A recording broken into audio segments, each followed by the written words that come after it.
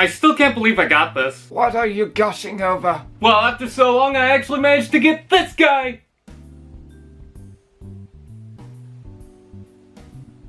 I don't get it. Do you know who it is? Generic Autobot number 292? It's the legend of the Chevy Aveo. You know, if you disappoint me less often, you might actually get the Wi-Fi password. So what's the story with this guy? Is he anything like the original Swerve? Is he a part of the old Robots in Disguise continuity? The old Universe line as shown in the instructions? Did they just reuse the logo but it's somehow meant for the Universe Classics? Maybe the movie continuity with GM's partnership? It sure is a mystery, talking dog and high man. The release of this figure was crazy as part of the Chevy partnership, down to the mold being licensed by the company. Swerve had a sketchy release in multiple different countries, slowly leaking into the world. I won't go over the details, so I'll provide some links below. I swear there should be a documentary on this. Eventually, he may return to Canadian malls as a promotional giveaway. Funny thing, I just got this in time for its 10th anniversary return from June 18, 2009.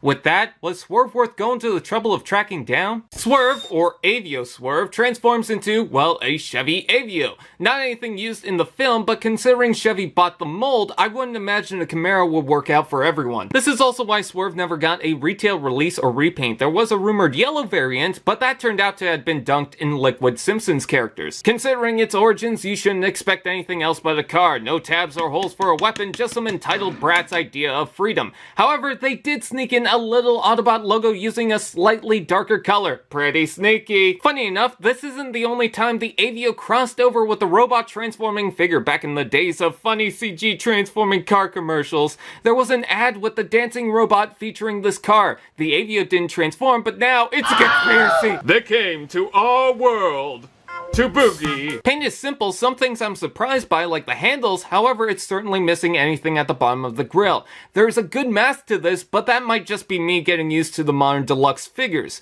Either that or it has something to do with the tiny tires. At least they got the Chevy logos painted. Be a pretty crappy crossover without it, and there's nothing wrong with the basic realistic style car. Something you'd see passing by the road. Makes the Transformers seem more real, perhaps? That's right, even your shitty, broken down Pontiac can be a Transformer. As a real world car, it's clear there was a focus on the alt mode, much like the new Ghostbusters vehicle. It doesn't ruin it, but it's probably not going to stand out like other figures. Most of its obscureness comes from its release. Does it obstruct the robot mode?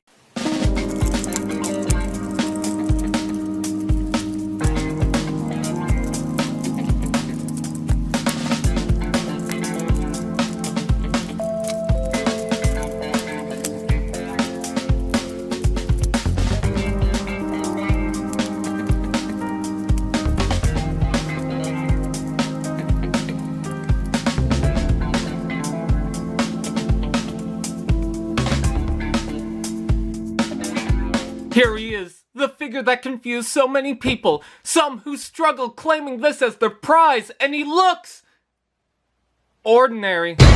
Usually when I refer to a generic Autobot, I bring out Sideswipe, red basic car Autobot. He checks out all the marks. But this one has the face fused with the Autobot symbol.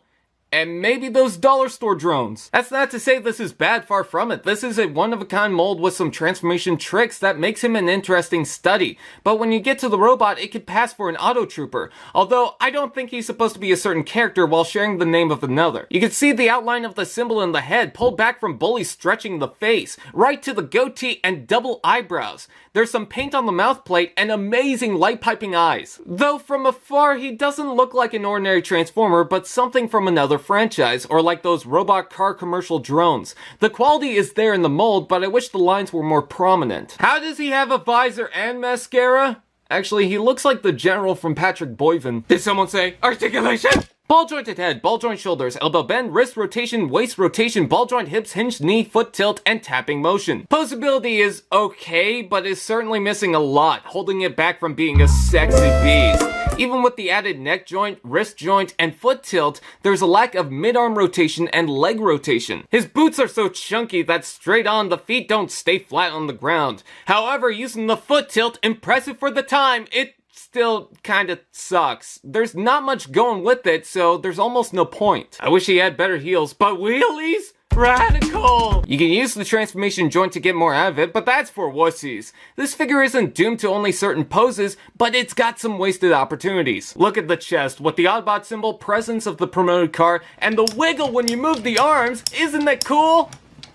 The answer is no! Some of the kibble teeters the line of appropriate use and getting out of the way, but also just needing somewhere to go. The arm panels just hang off there, but they don't stick out. I do like the wheels under the chest, and how the windshield smooths down the back, yet shows the mechanics through it. Nice ass! What? I wish he could hold weapons. He doesn't retain the 5mm port system, so good luck taking on competitive prices. Some may not appreciate the value of this toy. I'm not talking monetary, I mean the crazy history and origins. All that may be overshadowed by a generic style of an Autobot. However, he can also stand out as a soul for them. He checks all the marks for the idea of an Autobot, and really the figure's bulky and well made. Considering what he was made for, there's plenty of work put into this mold. And if you want an oddity that can fit in some of the major lines, this toy is for you. You don't even have to call him by his name, you could call him whatever. Call him Tom.